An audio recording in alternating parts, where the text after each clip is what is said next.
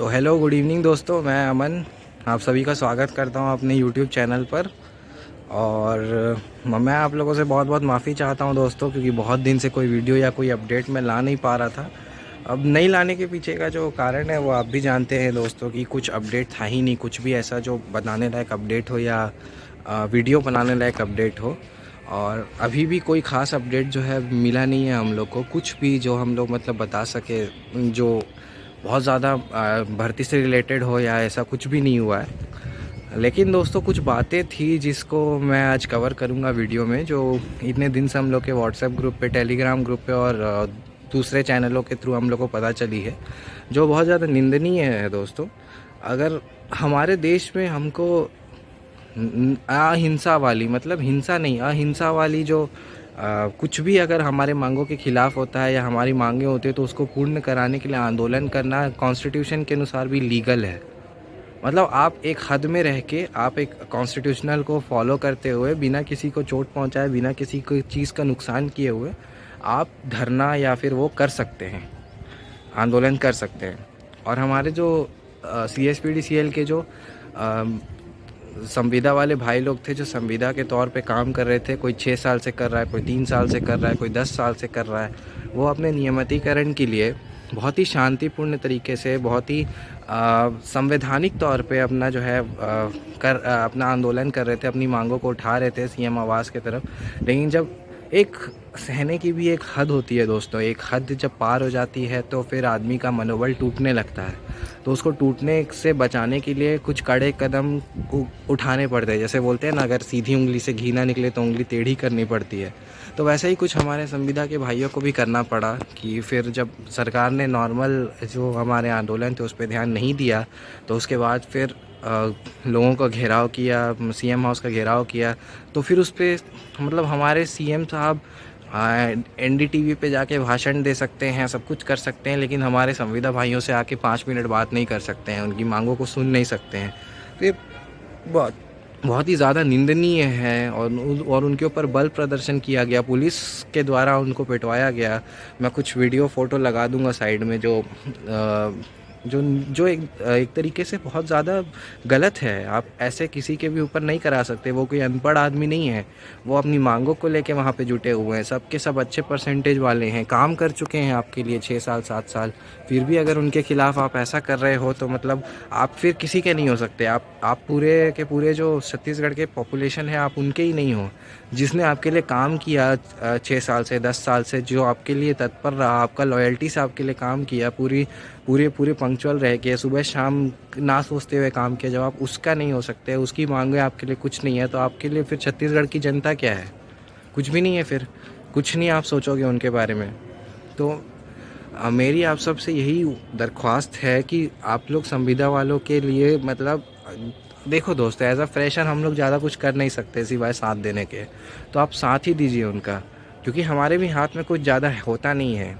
और रही बात दोस्तों, बहुत सारे फ्रेशर भाइयों का मेरे पास मैसेज आया, कॉल आया कि हर जगह संविदा संविदा संविदा हो रहा है, हम फ्रेशर वालों की तो कोई बात ही नहीं कर रहा है, कोई सुन ही नहीं रहा है। दोस्तों ऐसा कुछ नहीं है दोस्तों। सभी मतलब मैं खुद एक फ्रेशर रहा हूँ, हालांकि मेरा लिस्ट में नाम नहीं आया था, ये जो नया आया उसमें मैं भी सेकेंड लिस्ट और उसके ही उसमें हूँ।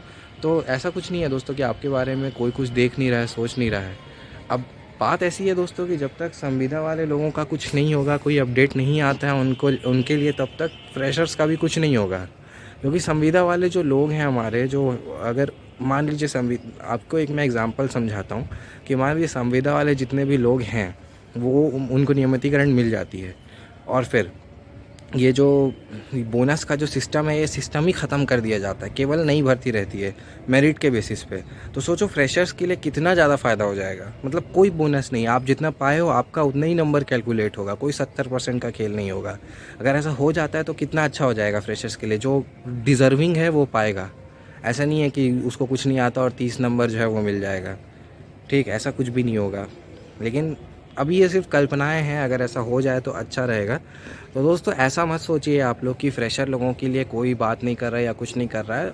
अगर फ्रेशर लोग के लिए भी कुछ आएगा तो वो संविदा वालों के साथ ही आएगा। तो अगर संविदा वालों लोग का आप सपोर्ट करेंगे, उनकी बातों का समर्थन करेंगे, वो जो जो बोल रहे हैं ट्वीट करने या वो करते रहिए। अगर उनके लिए कुछ आंसर आएगा तो ही फिर हमारे लिए भी कुछ हो पाएगा, फ्रेशर्स के लिए भी।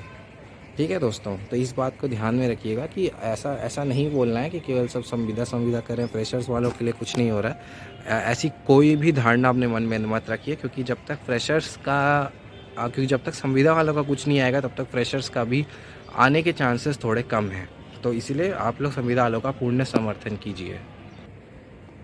अभी दोस्तों एक और चीज़ मेरे संज्ञान में आया है और सभी के व्हाट्सएप ग्रुप पे भी सर्कुलेट हुआ है और कुछ वीडियोस भी देखे मैंने कि 2019 में जो अपने एक्स जीएम थे, जो मैनेजर होते हैं, जो सबसे सीनियर मैनेजर होते हैं CSPDCL के, मैं उनका नाम नहीं लूँगा क्योंकि वो अब नहीं है वो ड्यूटी पे।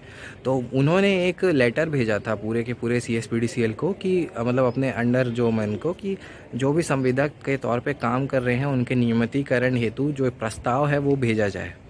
मतलब प्रस्ताव यानी कि एक पहले किसी भी चीज़ के शुरुआत के लिए एक प्रस्ताव भेजती है सरकार। जैसे कि जब DA भी 28 से 31% हुआ था या 31 से 34% हुआ था, तो वो सीधे सरकार नहीं कर सकती, वो प्रस्ताव जाता है फाइनेंस मिनिस्ट्री को। फाइनेंस मिनिस्ट्री जब ओके बोलता है कि हाँ हम दे सकते हैं, उसके बाद वो लागू होता है। तो ऐसी प्रस्ताव लिया जाता है मिनिस्ट्री से। तो जब CSPDCL का उन्होंने प्रस्ताव मंगाया तो उसके बाद पता नहीं क्या हुआ अंदर ही सिस्टम में कि उनका फिर ट्रांसफ़र कर दिया गया या उनको उस पद से हटा दिया गया। और उसके बाद हमारे नए जो IAS GM साहब हैं, मतलब आनंद साहब, वो आए और फिर उन्होंने इस पूरे प्रोसेस को ही रोक दिया। मतलब कुछ हुआ ही नहीं उसके बाद। रोक दिया भी मैं नहीं बोलूँगा क्योंकि मुझे जानकारी नहीं है, लेकिन इस जो लेटर था इसके ऊपर कुछ भी आगे विचार नहीं हुआ। इसको रोक दिया गया, इसको स्टे कर दिया गया। तो मुझे ये लगता है कि ये जो स्टे हुआ है इसके पीछे कोई असामाजिक तत्व है। अब कौन है वो तो मैं नहीं जानता, लेकिन बहुत सारे हमारे जो लोग हैं वो समझ रहे हैं मैं किन की बारे में बात कर रहा हूँ। कोई तो लोग है जो बड़ा हाथ, बड़े शक्ति वाला, जिसमें वो इन्वॉल्व हुआ है और उसने इसको रोका है अपने पावर को यूज़ करते हुए। किसने रोका है बहुत सारे लोग तो समझ गए होंगे, लेकिन जो नहीं समझे हैं वो भी समझ जाएंगे बाद में। लेकिन कुछ तो हुआ है बीच में जिससे कि ये जो इन लोग का जो नियमितीकरण था संविदा वाले भाई लोग का, ये रुका है। अगर संविदा वाले लोग नियमित हो जाते हैं दोस्त, देखिए क्या बात हो रही है कि उनका फिज़िकल नहीं हुआ था। दोस्तों अगर आप एक किसी पोस्ट पे काम कर रहे हो और मान लो आप 3 साल 4 साल 5 साल 6 साल काम करते हुए हो गया, तो जब इतने साल आप काम कर लेते हो तो आपका हाथ साफ़ हो जाता है, एक्सपीरियंस हो जाता है आपको काम करने का। अब जैसे मैं ही मान लो शुरू में गाड़ी चलाता था, तो गाड़ी चलाने के पहले 2-3 दिन मुझे बहुत डर लगता था, लेकिन जब 1 महीना 2 महीना 3 महीना हो गया तो फिर हाँ कोई डर नहीं लगता।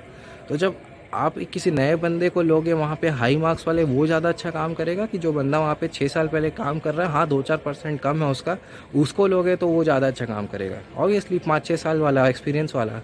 तो इसीलिए जो है यहाँ पे सब पूरा लॉजिक जो है लगाया गया था बोनस नंबर वाला। लेकिन भेखराम साहू जी को पसंद नहीं आया वो, तो उन्होंने केस कर दिया और उस पर स्टे भी लगा दिया। लेकिन भेखराम साहू वाले मैटर पे भी मैं कुछ बोलना चाहूँगा यार, कि भेखराम साहू जी अगर आप इस वीडियो को देख रहे हैं, आपने शायद एक बार कमेंट भी किया था, तो आप प्लीज़ अपना कॉन्टैक्ट डिटेल या अपना जो भी है वो मैं यहाँ अपना नंबर लगा दूँगा, उस पर मैसेज कीजिए।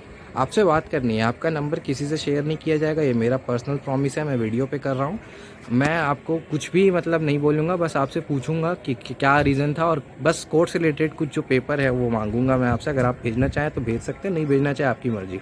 लेकिन मैं आपसे एक बार बात करना चाहूँगा, आपसे एक बार कांटेक्ट करना चाहूँगा, बस एक बार आपसे मुझे बात करनी है। अगर आप इस वीडियो को देख रहे हैं तो प्लीज़ आप ये जो नंबर आएगा मेरा, वो लिंक होगा नीचे, उस पर कांटेक्ट कीजिए। मेरे को आपसे बात करना है, बस किसी से शेयर नहीं होगा, कोई ऑफिशियल नहीं होगा। मैं संविदा वाला भी नहीं हूँ, मैं फ्रेशर हूँ। मेरा प्रॉमिस ले लीजिए, मैं किसी को नहीं दूंगा नंबर। बस मेरे को अपने तसल्ली के लिए आपसे बात करना है कि आप सच में एग्जिस्ट करते हो या सरकारी कोई नाम है ये।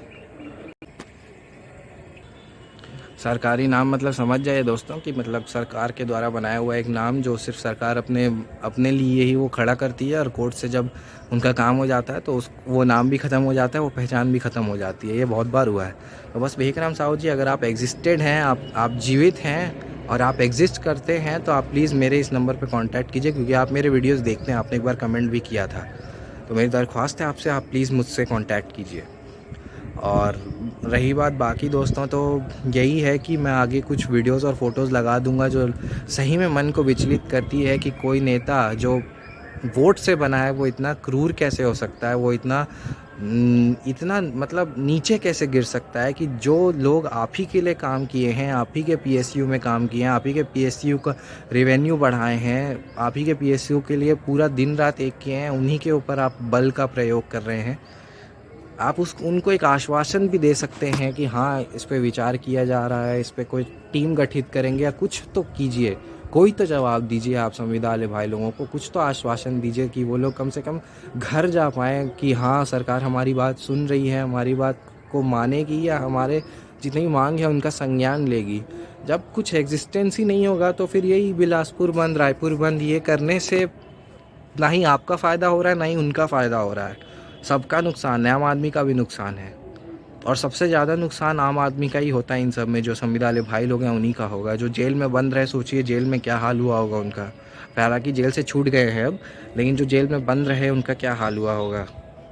तो दोस्तों मेरा बस यही है कि प्लीज़ आप लोग ये संविदा वाले भाई लोगों का सपोर्ट कीजिए, सरकार से दरख्वास्त कीजिए कि इन लोग के लिए जल्दी कुछ ना कुछ नया सिस्टम लाए या नया लागू करे या इन लोग को नियमित करे। उसके बाद ही फ्रेशर्स का भी कुछ हो पाएगा और जो नई भर्ती प्रक्रिया है उसके बारे में कुछ चर्चा हो पाएगा। अगर संविदा वाले लोग का कुछ नहीं होगा तो फिर फ्रेशर्स का भी कुछ नहीं होगा, क्योंकि भर्ती प्रक्रिया दोनों के लिए कंबाइंड है। तो देखिए दोस्तों, जो फ़िलहाल की परिस्थिति है उस पर तो यही कहा जा सकता है कि अगर आप लोग ये CSPDCL लाइनमैन के भर्ती के लिए बहुत ज़्यादा इंतज़ार कर रहे थे या कीन थे, तो अब मेरी यही है कि आप इससे थोड़ा ध्यान हटाइए। और जो बाकी जितने 10वीं के बेसिस पे जो भर्तियां आ रही हैं, जैसे अभी SSC MTS का निकला हुआ है, वो भी अब बंद हो गया, शायद आज कल शायद बंद हो जाएगा। तो मतलब आज तो उस पर ध्यान दीजिए। MTS भी मतलब इस बार 7,000 सीटें आई हैं, तो मतलब हवलदार प्लस MTS की, तो उसमें भी अच्छा मौका एग्ज़ाम दे के निकालने के लिए। और जो रिज़र्व कोटा वाले हैं ST SC, उनके लिए तो बहुत ही अच्छा मौका है। 100 में से आप 60-70 भी ले आते हैं तो आपका पक्का सिलेक्शन है डिस्क्रिप्टिव पेपर निकालने के बाद।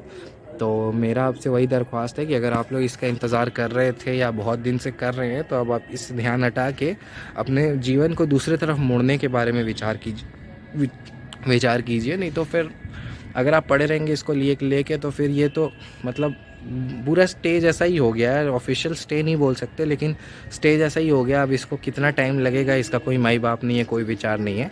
तो मेरी आप सबसे यही दरख्वास्त है कि आप लोग अब इसके इंतज़ार में मत रहिए ज़्यादा। अब ये मतलब आपने 300 रुपये CSPDCL को चंदे के तौर पे दे दिया, इतना बस आप समझ जाइए, क्योंकि रद्द भी होता है तो फ़ीस वापस नहीं होने वाली।